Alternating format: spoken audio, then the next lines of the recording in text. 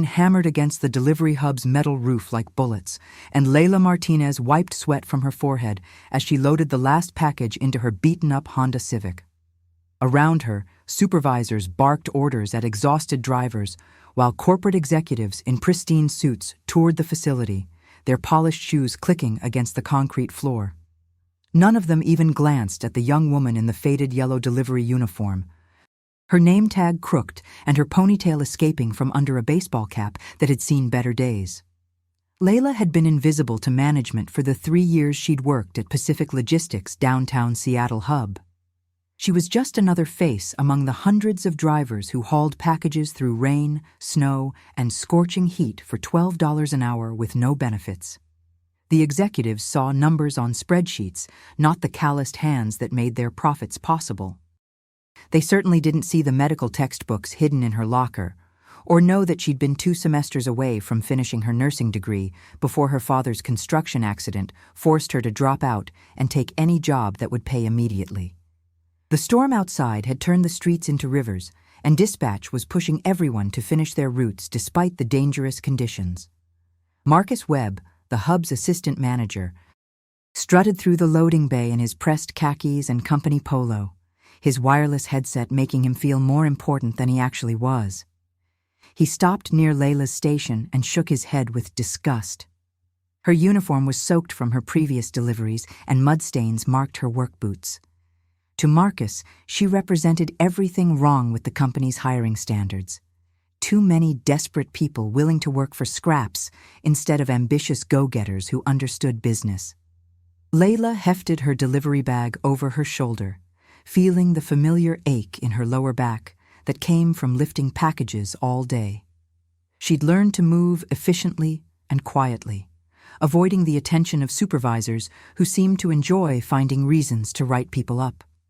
Her route today would take her through the affluent Queen Anne neighborhood, where she'd ring doorbells of houses worth more than she'd earn in a decade. The residents rarely made eye contact, treating her like a human vending machine. Insert signature, receive package, no conversation required.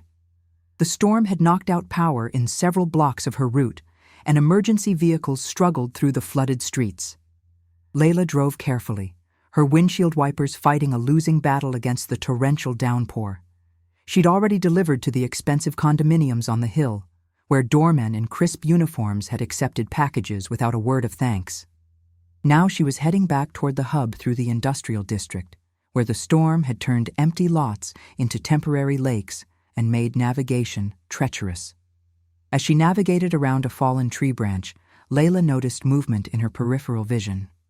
Near an abandoned bus stop, a young woman clutched a bundle against her chest, trying to shield herself and what appeared to be a baby from the driving rain.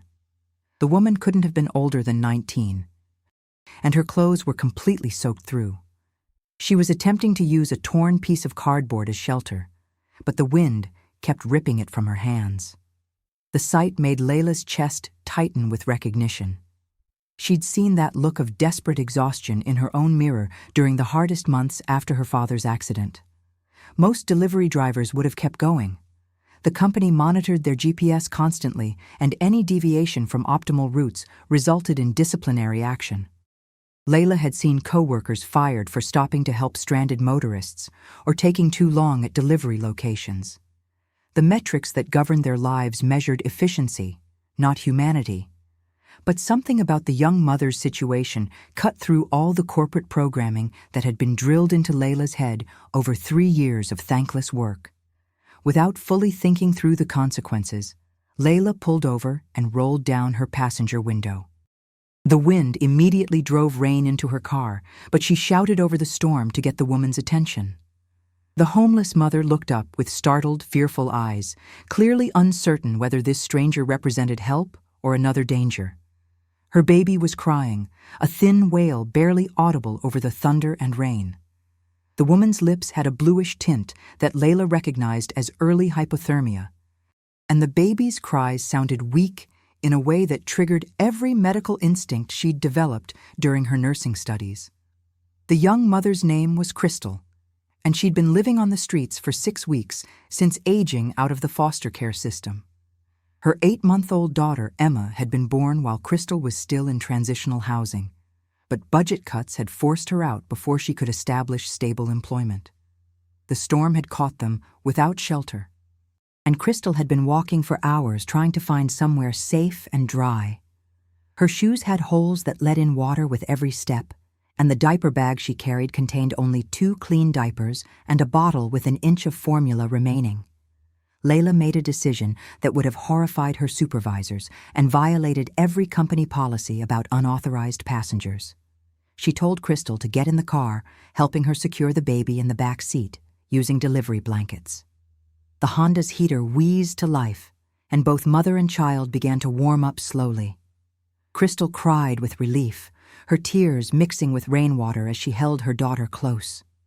Layla drove them to a 24-hour diner on the outskirts of her route, a place she'd eaten at countless times during long shifts.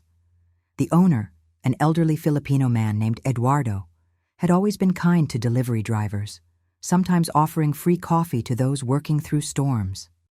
The diner was nearly empty, except for a few truck drivers and late-shift workers seeking refuge from the weather. Eduardo took one look at Crystal and Emma and immediately brought them hot food without being asked. Layla bought them a meal with money she couldn't really afford to spend, watching as Crystal ate with the mechanical efficiency of someone who hadn't had a proper meal in days. The baby had stopped crying once she was warm and dry, and Crystal's color was slowly returning to normal. Eduardo quietly slipped Layla extra blankets and mentioned that his night shift employee had called in sick. If Crystal needed a few hours of work washing dishes, she could earn enough for a motel room for the night. But Layla's deviation from her route hadn't gone unnoticed. The GPS tracking system had flagged her extended stop, and Marcus Webb was already composing a disciplinary report.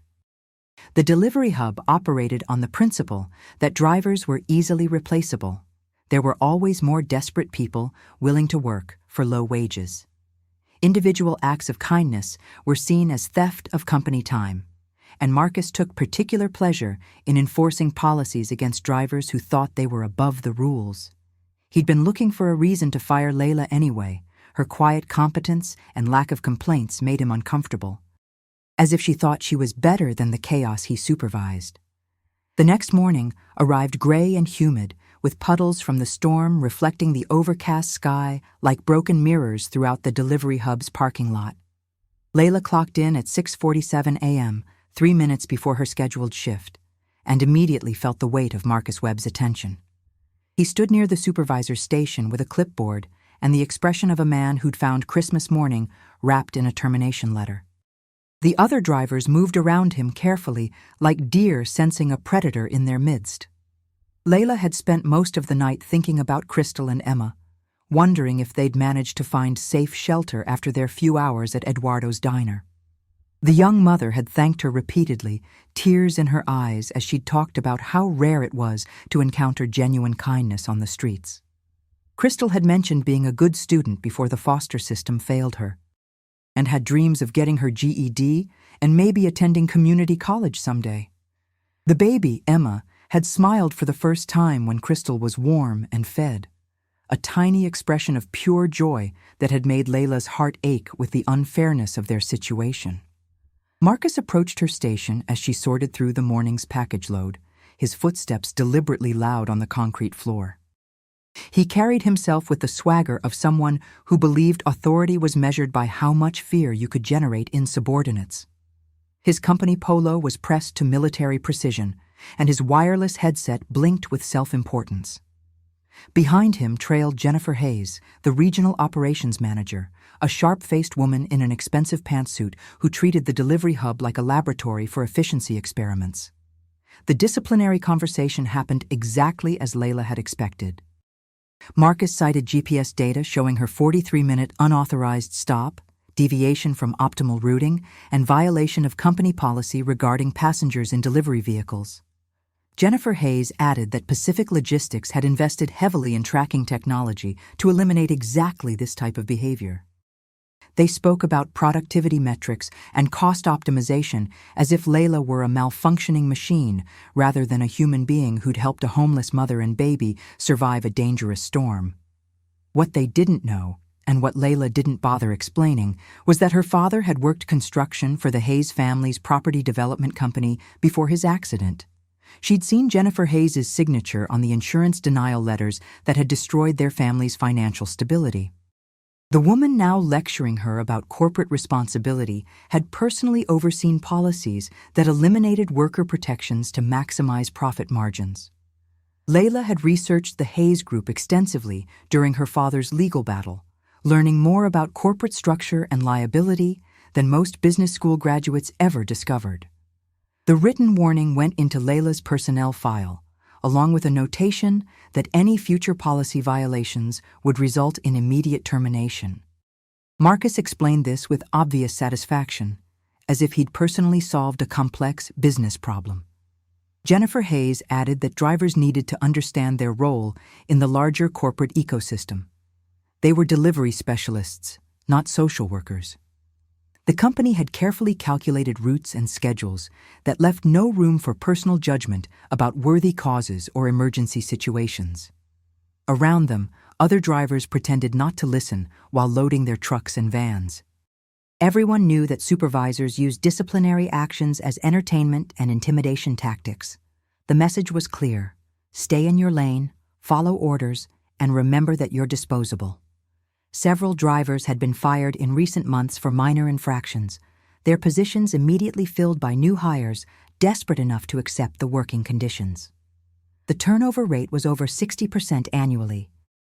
But corporate saw this as evidence of a healthy labor market rather than systemic problems with management.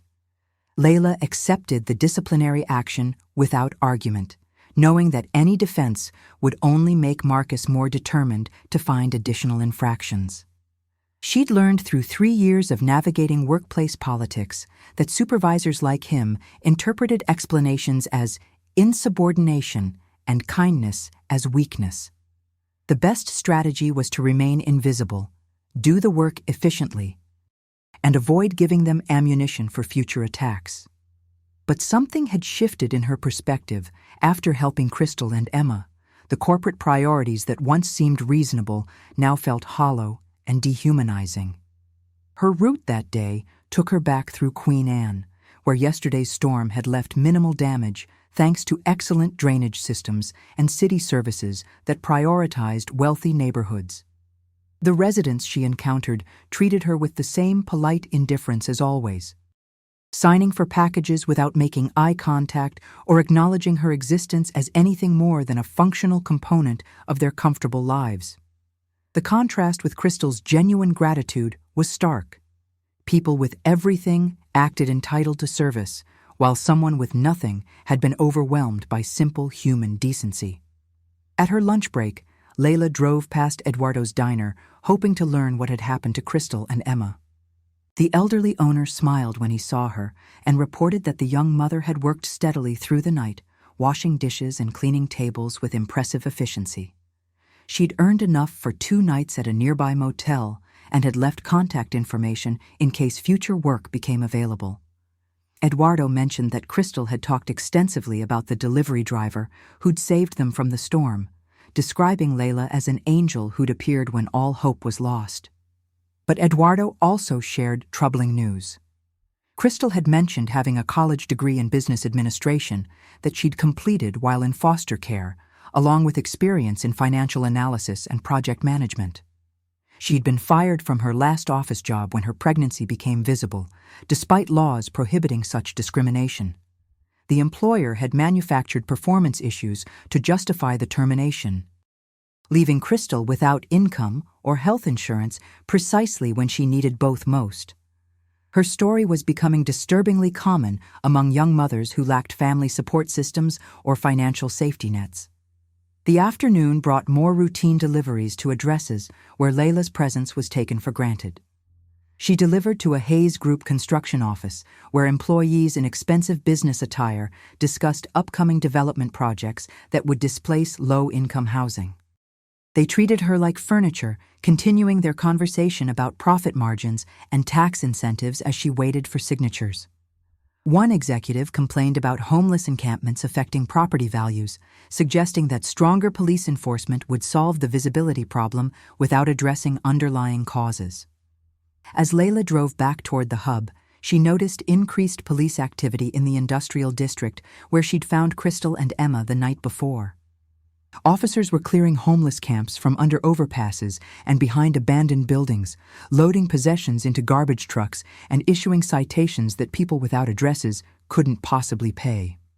The cleanup appeared coordinated and systematic, as if someone with authority had decided that visible poverty was bad for business. She wondered if Crystal and Emma had been affected, and whether her small act of kindness had provided enough of a foundation for them to weather this latest challenge. The day ended with Marcus Webb conducting his usual performance review theater, criticizing drivers for metrics that changed daily and praising only those who showed proper deference to his authority. Layla cleaned her delivery vehicle and organized her equipment while listening to lectures about corporate values and team productivity. But her attention kept drifting to thoughts about systemic problems that affected people like Crystal, how quickly stability could disappear, how difficult it was to recover from financial setbacks, and how invisible the working poor remained to those who made decisions about their lives. That evening, as Layla drove home to her small apartment, she passed several luxury SUVs with government license plates parked near the delivery hub. Through the windows, she could see well-dressed men and women reviewing documents and pointing at various parts of the facility. Their presence suggested that tomorrow might bring changes to the routine she'd grown accustomed to, though she couldn't imagine what kind of attention Pacific Logistics might have attracted from officials who drove vehicles worth more than most employees' annual salaries. The luxury SUVs were still there when Layla arrived for her Thursday morning shift. But now they were joined by news vans and reporters setting up camera equipment in the delivery hub's parking lot.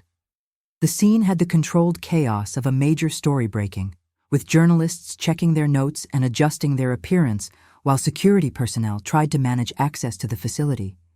Layla parked in her usual spot and walked through the growing crowd, noting the expensive suits and federal government license plates that suggested this was far more serious than a routine inspection. Inside the hub, the atmosphere was electric with nervous energy and whispered speculation. Drivers clustered around their supervisors, trying to extract information about what had prompted such high-level attention.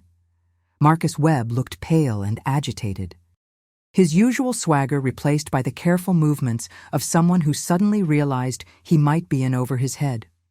Jennifer Hayes had arrived early and was conducting hushed phone conversations near the administrative offices, her sharp business suit looking somehow less authoritative when surrounded by federal investigators.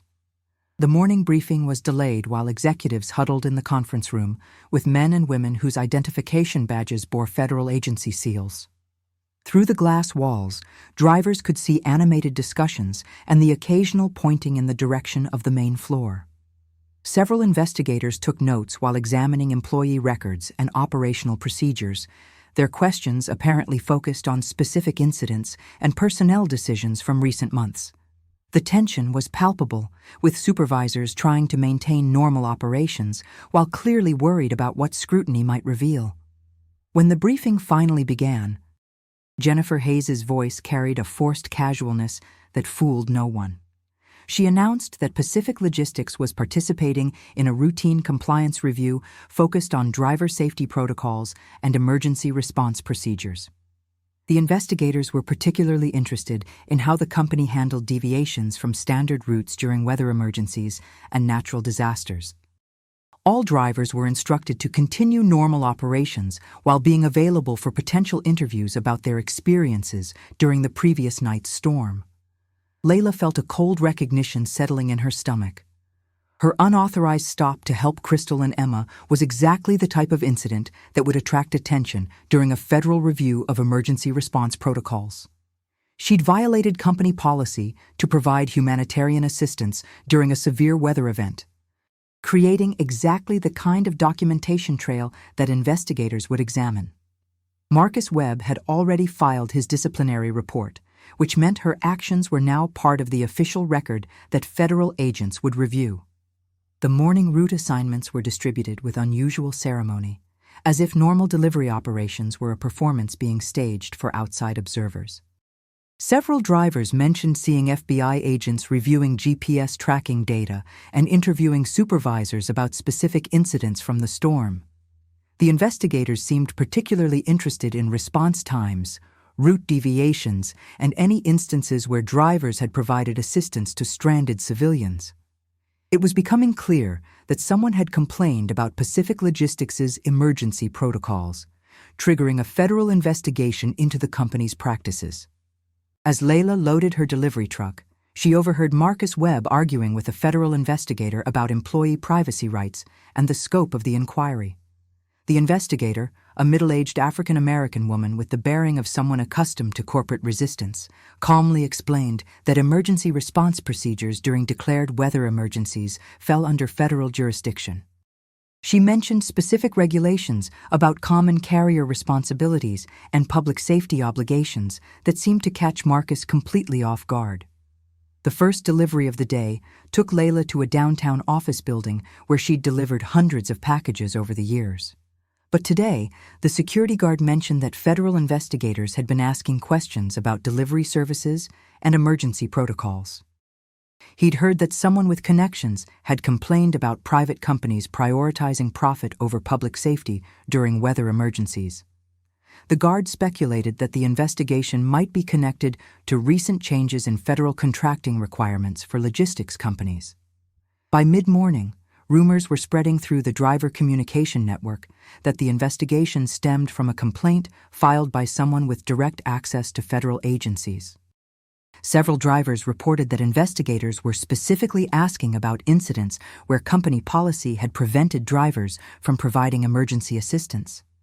The focus seemed to be on whether Pacific Logistics had created systematic barriers to humanitarian aid during crisis situations, potentially violating federal emergency response coordination requirements. Layla's lunch break was interrupted by a call from dispatch requesting her immediate return to the hub for an interview with federal investigators. The tone was carefully neutral, but she could hear the barely controlled panic in the dispatcher's voice. As she drove back through downtown Seattle, she passed news trucks from major networks and noticed that the story was beginning to attract significant media attention. The investigation was clearly expanding beyond routine compliance review into something that could have serious consequences for the company. The federal investigator waiting for her was the same woman she'd seen arguing with Marcus Webb that morning. Special Agent Patricia Williams introduced herself with professional courtesy and explained that the interview was part of a broader review of emergency response protocols in the private logistics industry. She was particularly interested in Layla's actions during Tuesday night's storm, specifically her decision to deviate from her assigned route to provide assistance to civilians in distress. Agent Williams had already reviewed the GPS tracking data, Marcus Webb's disciplinary report, and what appeared to be additional documentation that Layla hadn't expected. The investigator knew about her stop at Eduardo's diner, the time spent with Crystal and Emma, and even details about the food purchase and overnight work arrangement. But rather than treating these actions as policy violations, Agent Williams seemed interested in understanding why Layla had chosen to help despite knowing it would result in disciplinary action. The questions were more complex than Layla had anticipated. Agent Williams asked about company training regarding emergency situations, whether supervisors had ever provided guidance about assisting stranded civilians, and how drivers were expected to handle humanitarian crises encountered during their routes. She was particularly interested in whether Pacific Logistics had policies that explicitly discouraged emergency assistance, and whether drivers faced retaliation for prioritizing public safety over delivery schedules. As the interview progressed, Layla began to understand that her disciplinary action for helping Crystal and Emma was now being viewed as evidence of systematic problems with private emergency response coordination. Agent Williams explained that several federal agencies were reviewing how logistics companies handled crisis situations, particularly after complaints that corporate policies were interfering with emergency services and humanitarian aid. The investigation had apparently been triggered by someone with detailed knowledge of both the storm response and the subsequent disciplinary actions. The interview concluded with Agent Williams asking Layla to provide contact information and remain available for potential follow-up questions. As she left the conference room, Layla noticed Marcus Webb waiting in the hallway with the expression of someone who just realized his career might be in serious jeopardy. Jennifer Hayes was nowhere to be seen, but rumor had it that she was meeting with Pacific Logistics' legal team about potential federal violations and compliance failures. The afternoon brought an almost surreal atmosphere to the delivery hub, with normal operations continuing under the watchful eyes of federal investigators and media representatives. Drivers completed their routes while knowing that their every action was being scrutinized for evidence of systemic problems with emergency response protocols. The investigation had transformed their routine work into something with potential national significance, though none of them fully understood how their small roles in a large corporation had attracted such high-level attention. By the end of her shift, Layla had learned that Crystal and Emma were safe in temporary housing, arranged through emergency services coordination that had apparently been triggered by the federal investigation. But she still had no idea who had complained about Pacific Logistics' emergency response policies, or why her simple act of kindness during a storm had become the center of a federal investigation that threatened to expose systematic problems with how private companies handled humanitarian crises.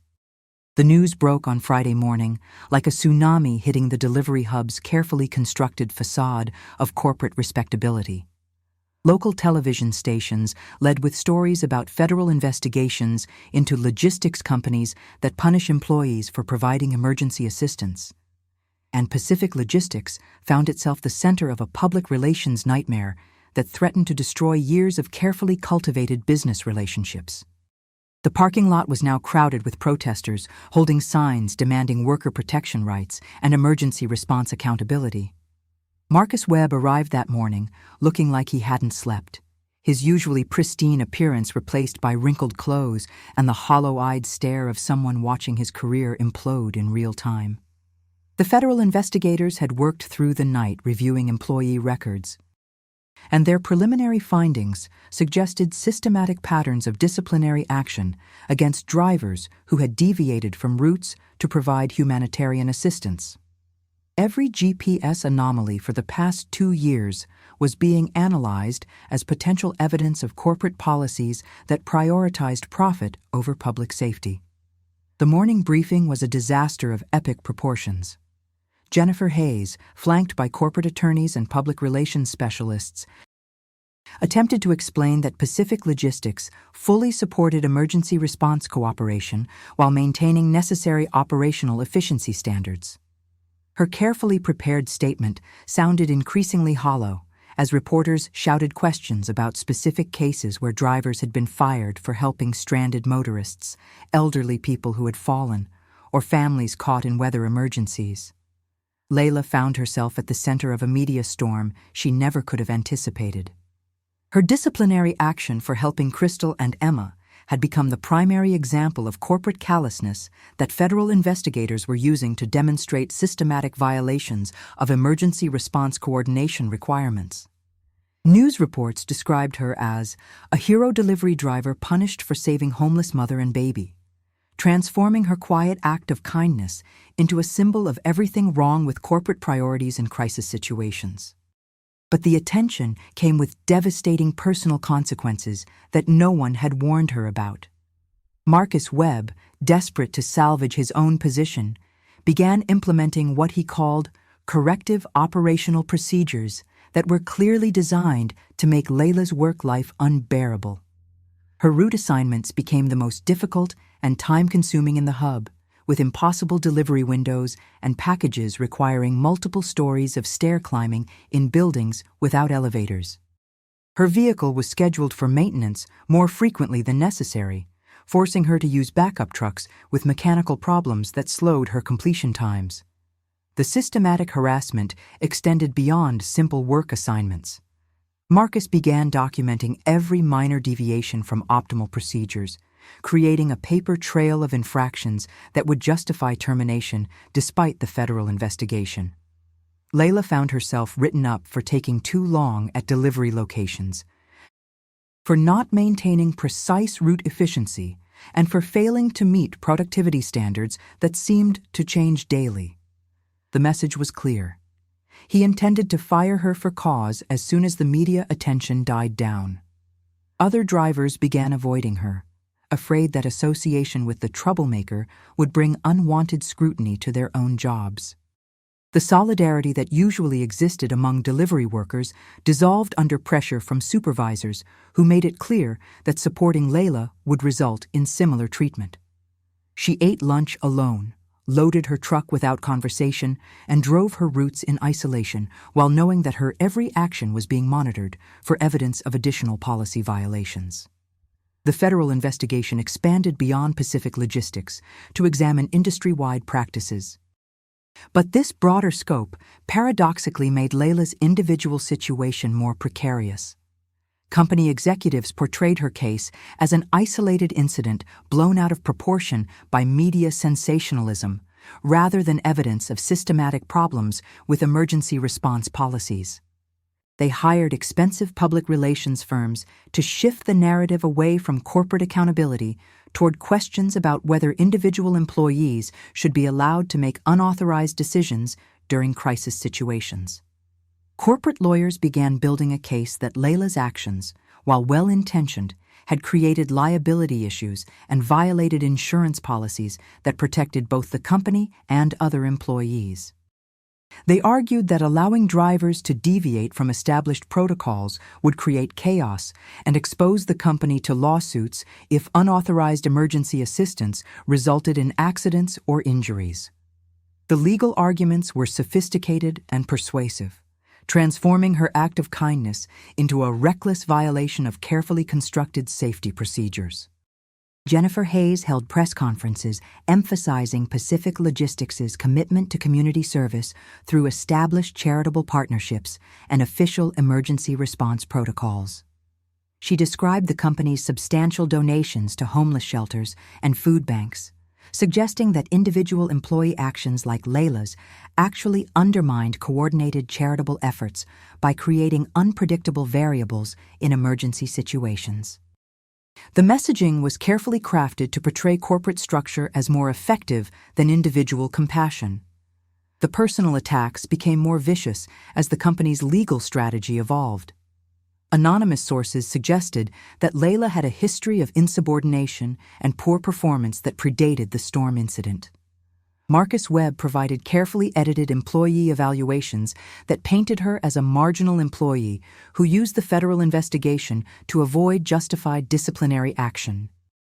The character assassination was subtle but effective, gradually shifting media attention away from corporate policies toward questions about her motives and competence. Meanwhile, Crystal and Emma had been moved to transitional housing through emergency services coordination, but their situation remained precarious. Crystal's attempts to find stable employment were complicated by her association with the federal investigation and media coverage. Potential employers worried about hiring someone connected to negative publicity about the logistics industry. The help that Layla had provided was becoming a liability that threatened to trap Crystal in the cycle of poverty and homelessness that she'd been trying to escape. The stress began affecting Layla's health and mental state in ways she hadn't anticipated. She started missing sleep, worrying about how long she could endure the systematic harassment while maintaining the job she needed to pay rent and send money to her father's medical expenses. The delivery work that had once provided stability now felt like a punishment designed to force her resignation before the company had to fire her publicly.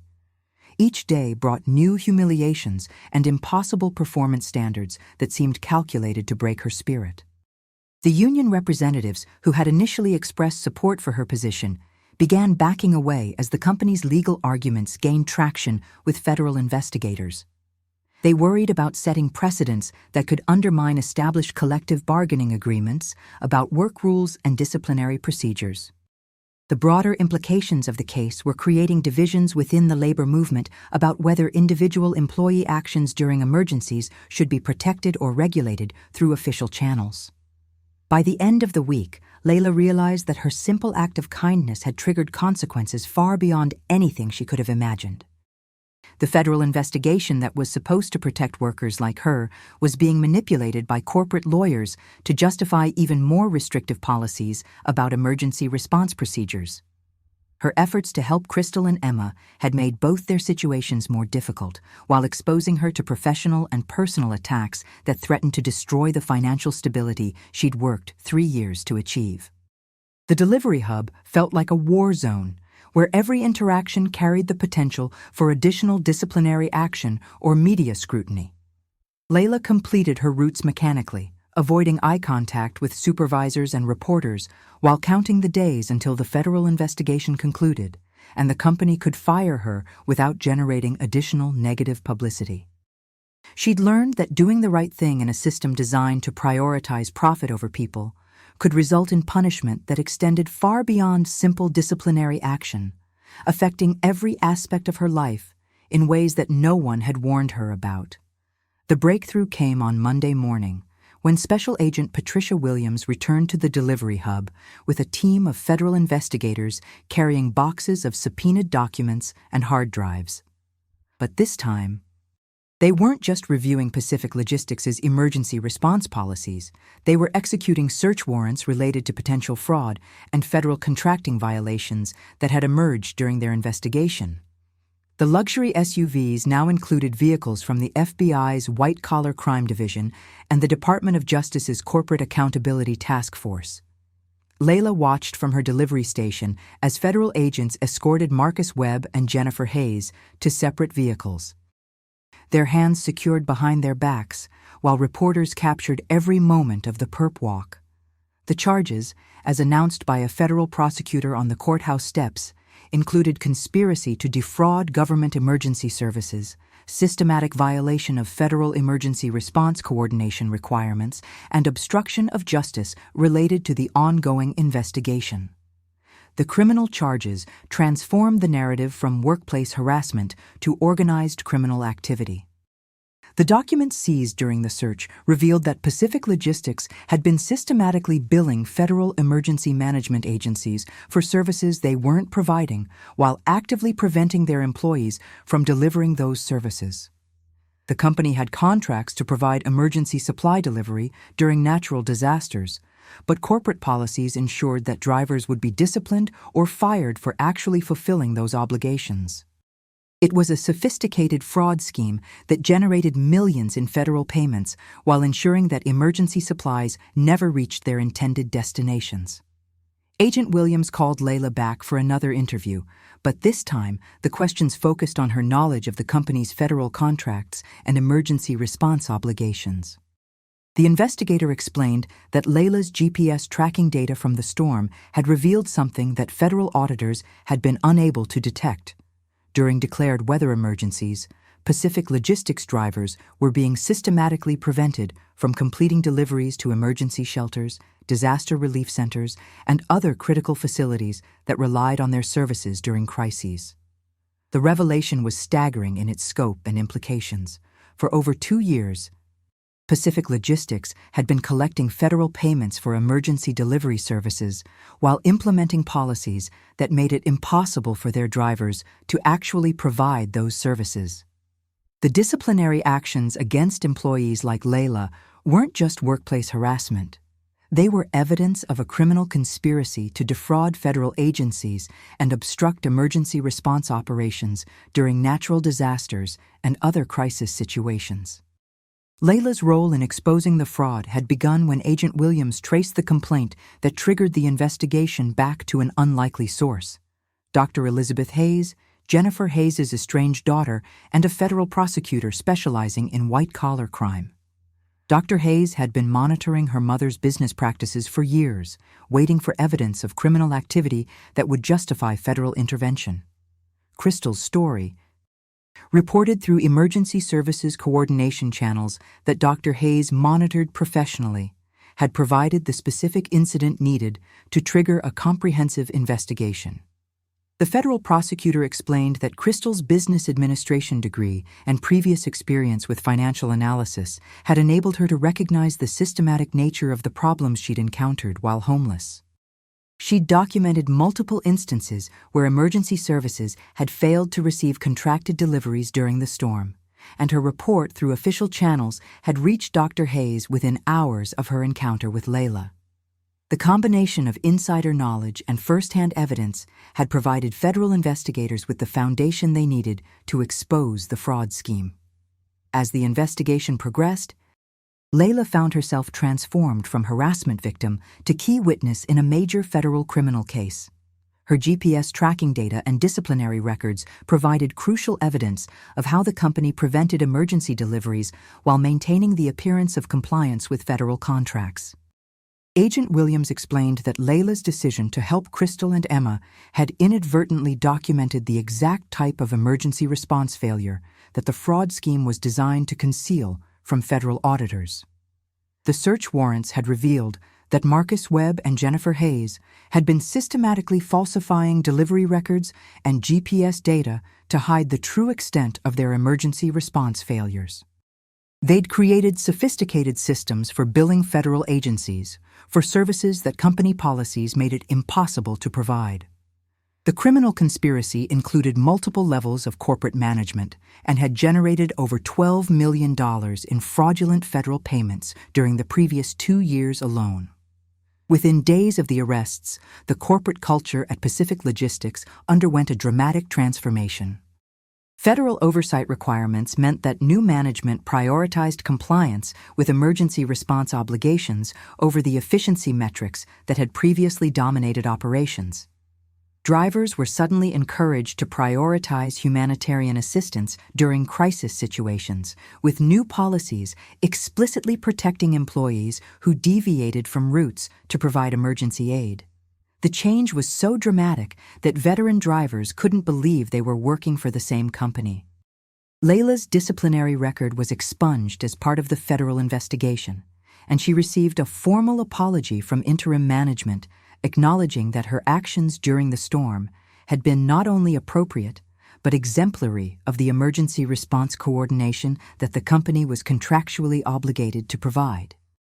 The apology came with a promotion to route supervisor and a salary increase that reflected her new role in training other drivers about proper emergency response procedures under federal oversight.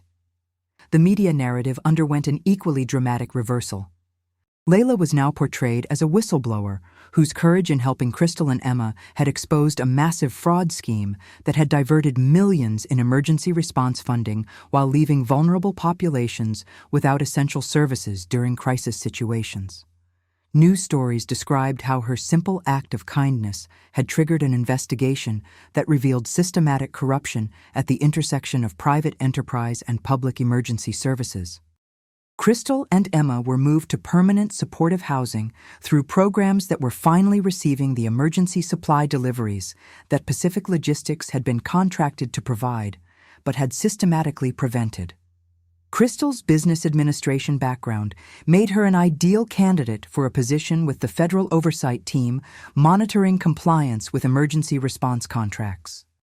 Her lived experience with homelessness and intimate knowledge of how service failures affected vulnerable populations provided insights that government auditors had been missing for years.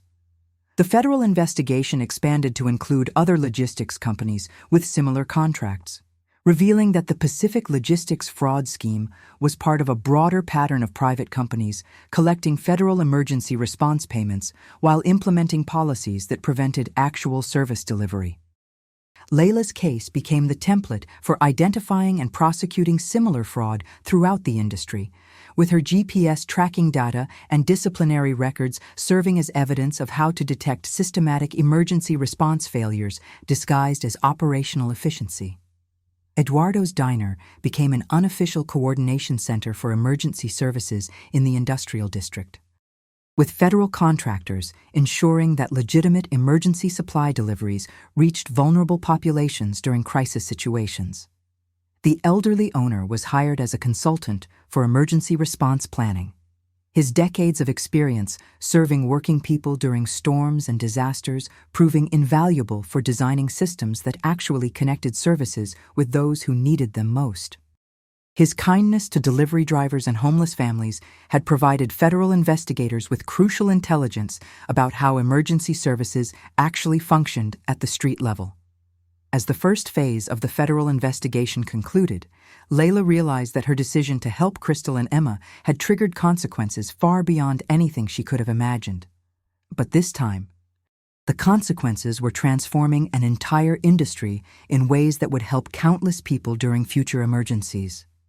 Her simple act of kindness had become the foundation for systematic reform that would ensure private companies could no longer profit from abandoning their emergency response obligations while vulnerable populations suffered during crisis situations.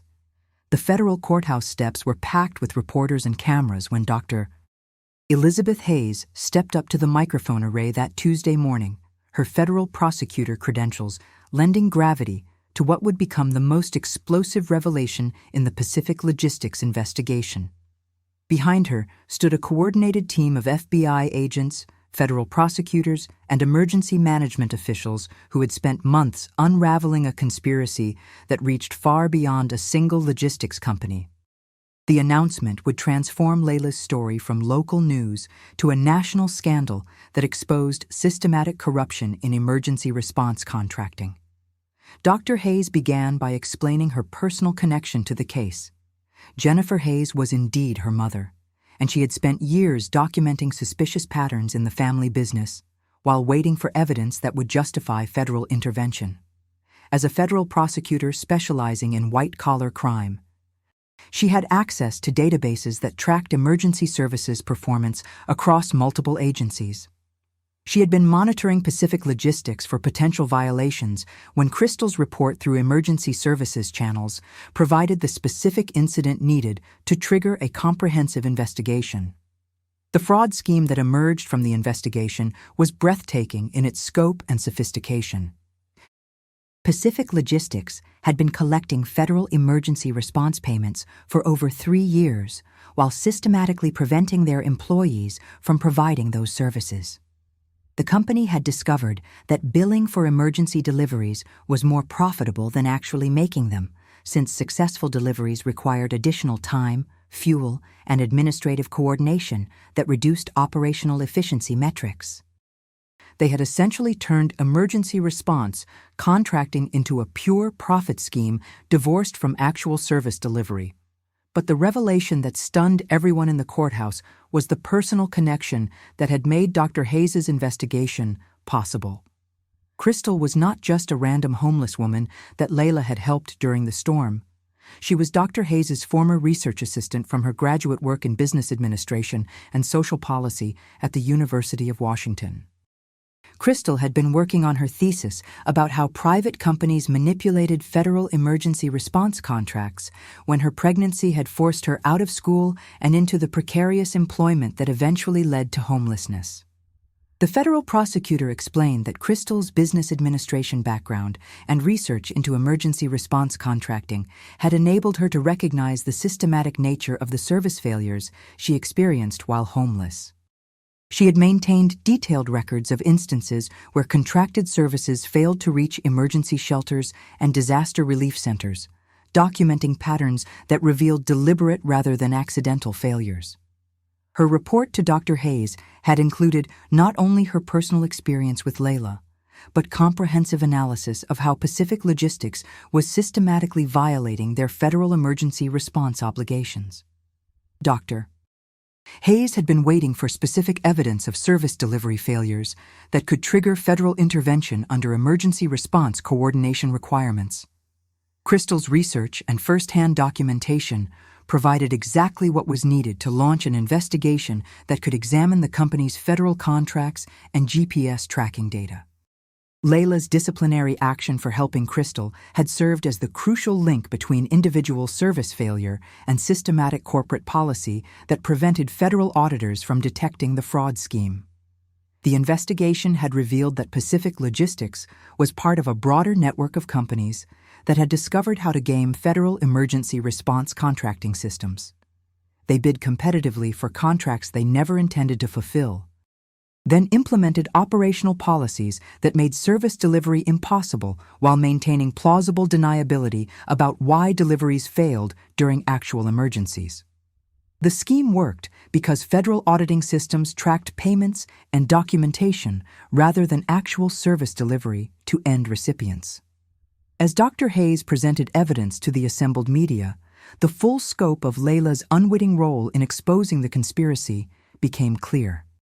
Her GPS tracking data during the storm had provided a detailed record of actual service delivery conditions that contradicted the company's federal reporting about weather-related delivery challenges. Her disciplinary action for helping Crystal had documented the company's policy of punishing employees for providing the exact services they were being paid to deliver by federal agencies. The criminal charges announced that morning included not only fraud and conspiracy, but violations of emergency response coordination requirements that carried severe penalties for private companies that accepted federal emergency contracts. Marcus Webb and Jennifer Hayes faced potential prison sentences that could extend beyond 20 years, and Pacific Logistics was being terminated from all federal contracts while facing civil penalties that could exceed $50 million. But the most shocking revelation was saved for last. Dr. Hayes announced that the investigation had uncovered evidence that similar fraud schemes were operating at logistics companies in over 30 states, all using variations of the Pacific Logistics model of collecting federal emergency response payments while preventing actual service delivery. The Department of Justice was launching coordinated investigations that could result in criminal charges against hundreds of corporate executives and civil penalties exceeding $2 billion. Layla watched the press conference from the delivery hub, where federal oversight had transformed daily operations beyond recognition. New management prioritized actual emergency response delivery over efficiency metrics, and drivers were being retrained in procedures that emphasized humanitarian assistance over route optimization. The company's entire business model was being restructured around actually providing the services they had been contracted to deliver, rather than finding ways to collect payments while avoiding service obligations. The revelation that Crystal had been Dr. Hayes' research assistant created a narrative that media outlets described as investigative justice disguised as random kindness. Crystal's academic background in analyzing emergency response contracting had enabled her to recognize the systematic nature of the failures she experienced while homeless, while her connection to Dr. Hayes had ensured that her documentation reached federal prosecutors who could act on the evidence. Layla's decision to help them had unknowingly connected a homeless graduate student with the federal prosecutor investigating her former advisor's mother. The federal investigation expanded rapidly as other logistics companies preemptively disclosed similar fraud schemes to avoid criminal prosecution. Over 40 companies requested immunity in exchange for cooperation with federal investigators, revealing that the Pacific Logistics model had become an industry standard for maximizing profits from emergency response contracts while minimizing actual service delivery. The fraud had affected emergency response operations across the entire United States, with millions in federal payments diverted from actual emergency services. Within hours of Dr. Hayes' press conference, Layla received a call from the federal oversight team asking her to consider a position as a regional coordinator for emergency response compliance monitoring.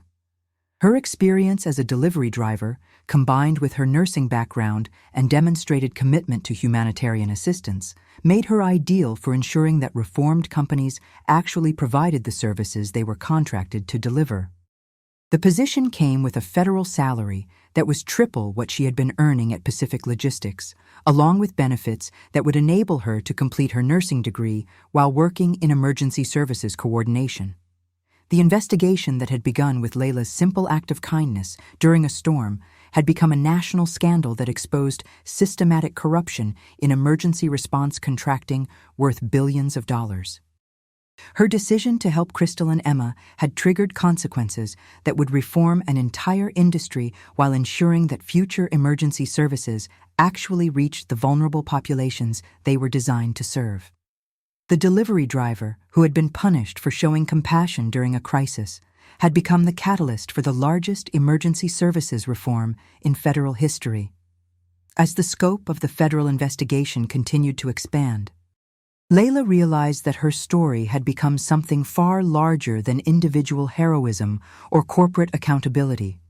It was evidence that systematic change could emerge from simple human kindness when the right connections and circumstances aligned to expose injustice that had been hidden beneath layers of corporate complexity and federal bureaucracy. Her willingness to risk her job to help a homeless mother and baby had inadvertently triggered a chain of events that would protect countless vulnerable people during future emergencies.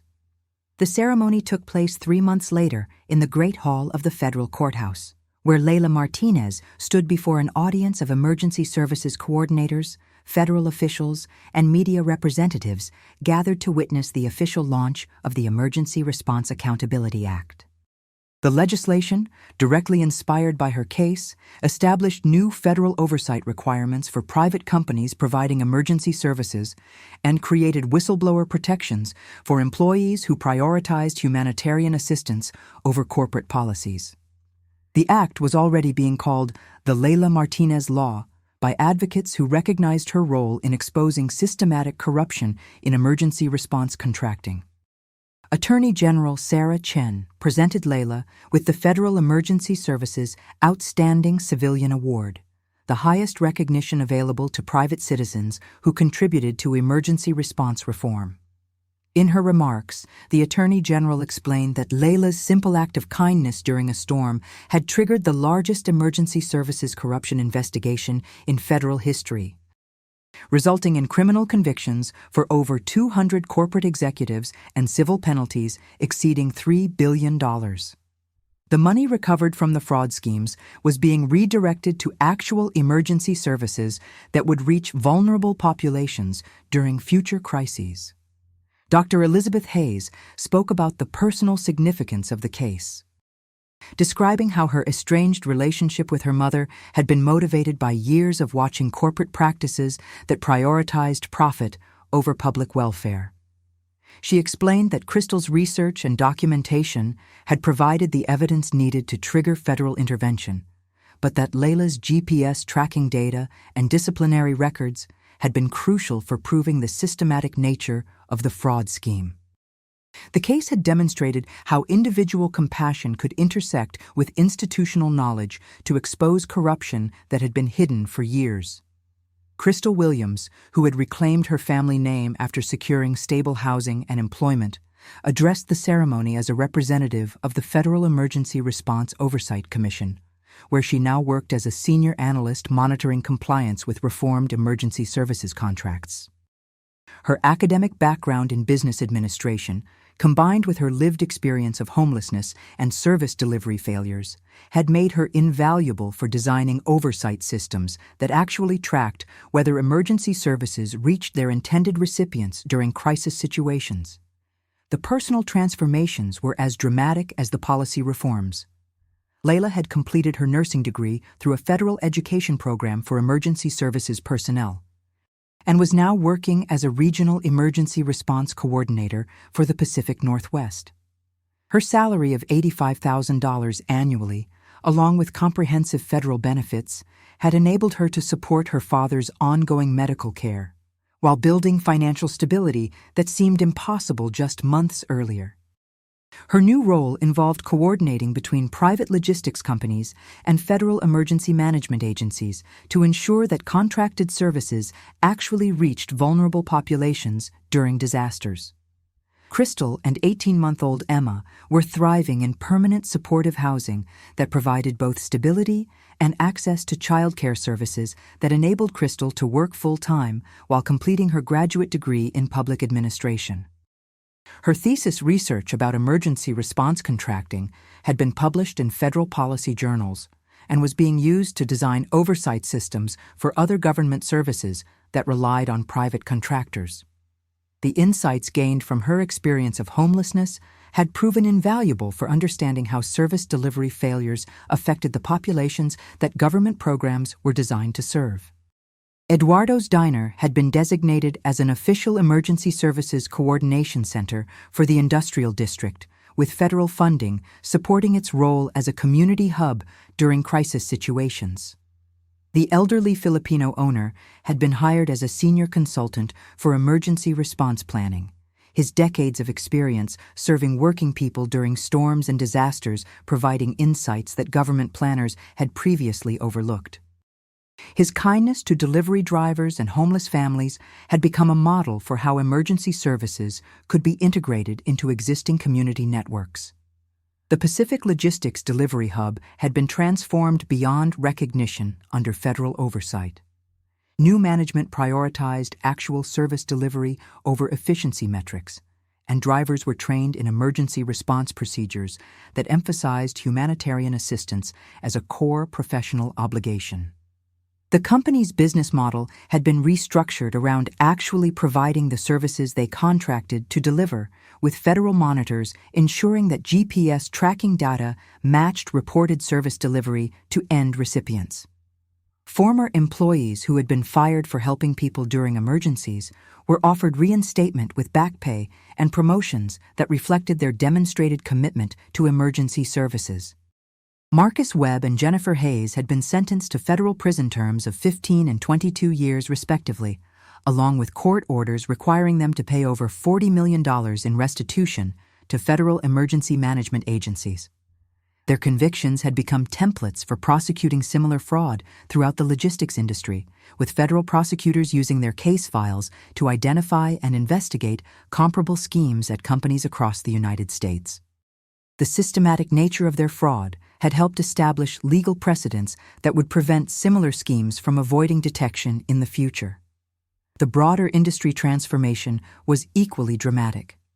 Over 200 logistics companies had voluntarily disclosed and corrected emergency response contract violations to avoid criminal prosecution, resulting in systematic reforms that ensured actual service delivery rather than just documentation compliance. Federal auditing procedures now included direct verification that emergency services reached intended recipients, with GPS tracking and recipient confirmation required for all emergency response deliveries funded by federal agencies. The media attention had gradually shifted from sensational coverage of corporate fraud to thoughtful analysis of how individual actions could trigger systematic reform when circumstances aligned properly. Layla's story was featured in business schools as a case study of how employee courage and expert knowledge could combine to expose corporate misconduct that had evaded detection through traditional oversight mechanisms. Her decision to help Crystal and Emma had become a teaching example of how humanitarian values could intersect with institutional accountability to create positive change. Dr. Hayes had been promoted to lead the Department of Justice's new Emergency Services Fraud Prevention Division, where she oversaw efforts to prevent and detect similar schemes across multiple industries that provided government-contracted services. Her personal experience with the Pacific Logistics case had provided insights into how corporate family relationships could be exploited to hide systematic fraud from federal auditors. The division she led was already investigating comparable schemes in healthcare, education, and social services contracting. As the ceremony concluded, Layla reflected on how dramatically her life had changed since that stormy Tuesday night when she had made a simple decision to help a homeless mother and baby. Her choice to prioritize human need over corporate policy had triggered a chain of events that reformed an entire industry while transforming her own circumstances in ways she never could have imagined. The delivery driver who had earned $12 an hour without benefits was now a federal emergency services coordinator, earning a professional salary while helping to ensure that future emergency responses would actually serve the people who needed them most. The audience rose for a final ovation as Layla, Crystal, and Dr. Hayes stood together, representing the convergence of individual compassion, academic expertise, and institutional accountability that had made their success possible. Their story had become evidence that systematic change could emerge from unlikely sources when people were willing to risk personal security to uphold humanitarian values. The ceremony marked not just recognition of past achievements, but the beginning of ongoing efforts to ensure that emergency services would actually serve emergency needs rather than corporate profits. In her closing remarks, Layla spoke directly to delivery drivers, emergency responders, and other working people who might find themselves in situations where corporate policies conflicted with human needs. She encouraged them to remember that individual actions could have consequences far beyond their immediate circumstances, and that courage to do the right thing during crisis situations could contribute to systematic reforms that protected vulnerable populations. Her story had demonstrated that ordinary people possessed the power to expose and change institutional failures when they combined personal courage with strategic connections and expert knowledge. The Emergency Response Accountability Act that bore her name would ensure that future emergency services actually reach the people they were designed to serve, while protecting employees who prioritized humanitarian assistance over corporate efficiency. Layla Martinez had begun as an invisible delivery driver earning poverty wages, but her willingness to help a homeless mother during a storm had transformed her into a federal emergency services coordinator, whose work would protect countless vulnerable people during future crises. Her new beginning was also a new beginning for everyone whose lives would be saved by emergency services that actually functioned as intended, rather than as profit centers disguised as public welfare. If you found Layla's transformation inspiring, follow our channel for more stories about ordinary people whose extraordinary courage changes the world around them.